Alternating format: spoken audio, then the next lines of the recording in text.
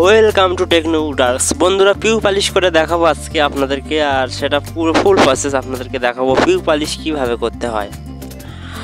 তো দেখুন, এটা হচ্ছে একটা ড্রেসিং টেবিল, আর এই ড্রেসিং টেবিল আমি প্রথমে সিলার অ্যাপ্লাই করে নিয়েছি। তো আপনারা সিলারটা কি আপনারা যদি অবশ্যই জানেন, আর যারা যারা জানেন না আমি এই ভিডিওর ডিসক্রিপশনে লিঙ্ক দিয়ে দেবো, আপনারা দেখে নিতে পারেন ওখান থেকে। তো প্রথমে আমি ফার্স্ট কোট সিলার অ্যাপ্লাই করে নিয়েছি, আর সিলার অ্যাপ্লাই করার সঙ্গে সঙ্গে আপনাদের হাফ পালিশ হয়ে যাবে।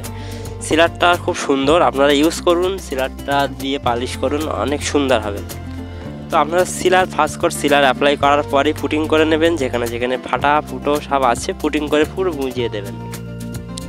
দেওয়ার পরে আর এই পুটিংটা কীভাবে বানালাম, পুটিংটা আপনারা একটু লাইট ব্রাউন ডিপ ব্রাউন দিয়ে দেবে, সঙ্গে একটু গালা দিতে পারেন, আর দিয়ে ফ্রেম চাক দিয়ে দেবেন, দিয়ে এটা মিক্স করে নেবেন, পুটিং হয়ে যাবে।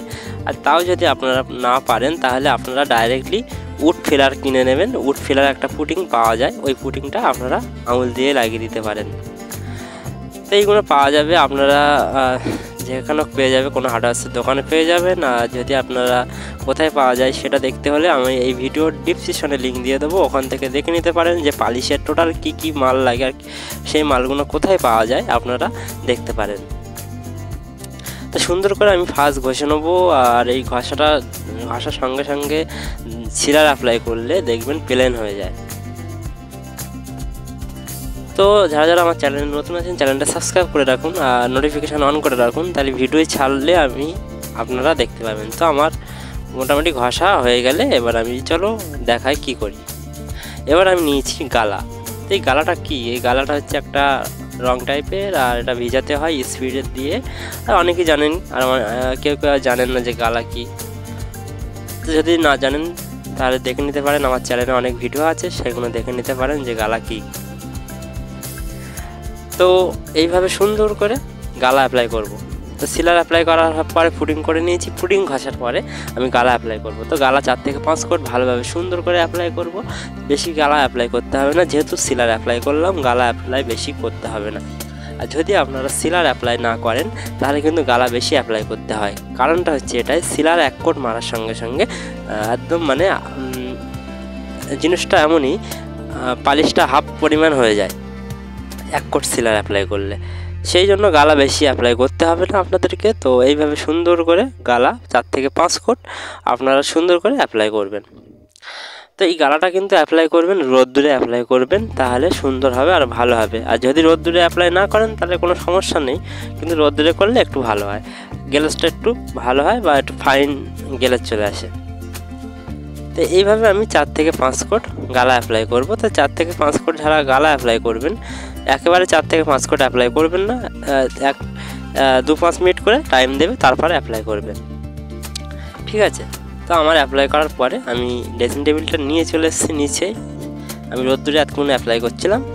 তো এবারে আমি একদম ফাইন কাগজ নিয়ে ঘষে নেবো। এই কাগজটা 180 বা 200 নম্বর নেবেন, নিয়ে এটা সুন্দর করে ঘষতে হবে। তো ওই ঘষার কারণটা হচ্ছে এইটাই কারণ, আপনারা অনেকেই বলছে যে পিউ স্প্রে করি দানা দানা আসছে, দানা দানা। তো দানা দানা আসার কারণটা হচ্ছে আমি বলে দিচ্ছি, আপনারা সুন্দর করে হালকা করে ঘষে নেবেন, বেশি চেপে ঘষলে হবে না, একদম সুন্দর করে ঘষবেন, দেখবেন একদম ফাইন চলে আসবে। তো ঘষার পরে আপনারা কিন্তু একটা পরিষ্কার কাপড় দিয়ে মুছে নিতে হবে, যাতে ওই যে ঘষার যে বালিগুলো থাকে হালকা হালকা, ওই বালিগুলো না থাকে, ঠিক আছে। তো মোটামুটি আমার ড্রেসিং টেবিল রেডি। আমি একটু কালার করে নিয়েছি, হালকা হালকা গোল্ডেন কালার দিয়েছি যাতে একটু দেখতে ভালো লাগে।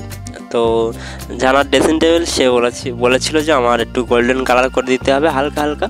তো আমি গোল্ডেন কালারটা হালকা হালকা করে দিয়েছি, আর সাইড দিয়ে একটু একটু করে আমি ওয়ালনাট কালার দিয়েছি, যেটা কালো বলা হয় বা অনেক রকম বলেন আপনারা। তো এই কালারটা আমি কানা দিয়ে দিয়েছি।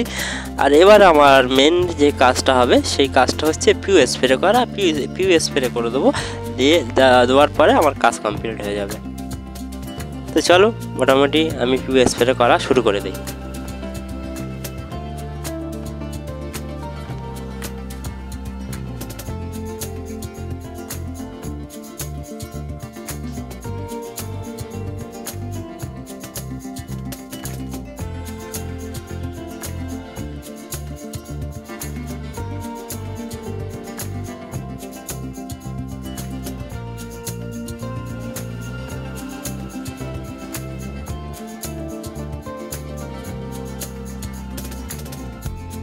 তো আমার পিউএসপিটা পুরো ফুল কমপ্লিট হয়ে গেছে। তো দেখুন পুরো কাঁচের মতো গ্লেজ চলে এসছে। তো গ্লেজটা ক্যামেরায় আসছে না, মানে এমন একটা জায়গা যে ক্যামেরায় গ্লেজ টোটালি আসছে না। তো গ্লেজটা খুব সুন্দর হয়েছে, আর সেটা আপনাদেরকে দেখাতে পারছি না যেহেতু ক্যামেরার সমস্যার জন্য।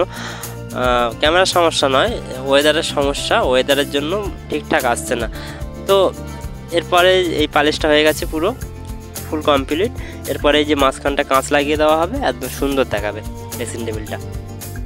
তো এই ছিল পিউ পালিশ। একদম অল্প খরচায় পিউ পালিশ করতে পারেন আপনারা, খরচা বেশি নয়। আপনাদের সিলার 1 লিটার সিলারের দাম আপনার পড়বে 300 টাকা। তো 1 লিটার সিলারে এরকম ড্রেসিং টেবিল 3-4টে হয়ে যায়, ঠিক আছে। তো আপনারা 1 লিটার সিলারে 3-4টে হয়ে গেলে তাহলে এটা খরচা খুব বেশি পড়ে না।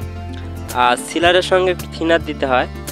তো কীভাবে আমি মিক্স করে যদি দেখতে চান তাহলে এই যে ভিডিও আছে ডিসক্রিপশনে আসবেন আপনারা, ওখানে দেখবেন একটা লিঙ্ক দিয়ে দেবো, ওই লিঙ্কে ক্লিক করবেন। ক্লিক করলে দেখতে পাবেন যে সিলারটা আমি কীভাবে অ্যাপ্লাই করি, বা সিলার কীভাবে আমি অ্যাপ্লাই করার পরে কীভাবে কী প্রসেস সব কিছু বুঝতে পারবেন। তো অনেকেই জানেন না, যারা জানেন না দেখতে পারেন, ঠিক আছে। তো এটা হচ্ছে ড্রেসিং টেবিল। আর এরকমভাবে আপনারা ফার্নিচারের উপরে পালিশ করুন, সেগুন কাঠের উপরে পালিশ করুন, একদম খুব সুন্দর হবে। তো আজকে ছিল এই যে ভিডিও পিউ পালিশের। আর ভিডিওটা দেখার জন্য আপনাদের অনেক অনেক থ্যাংক ইউ। তো ভিডিওটা দেখার জন্য থ্যাংক ইউ।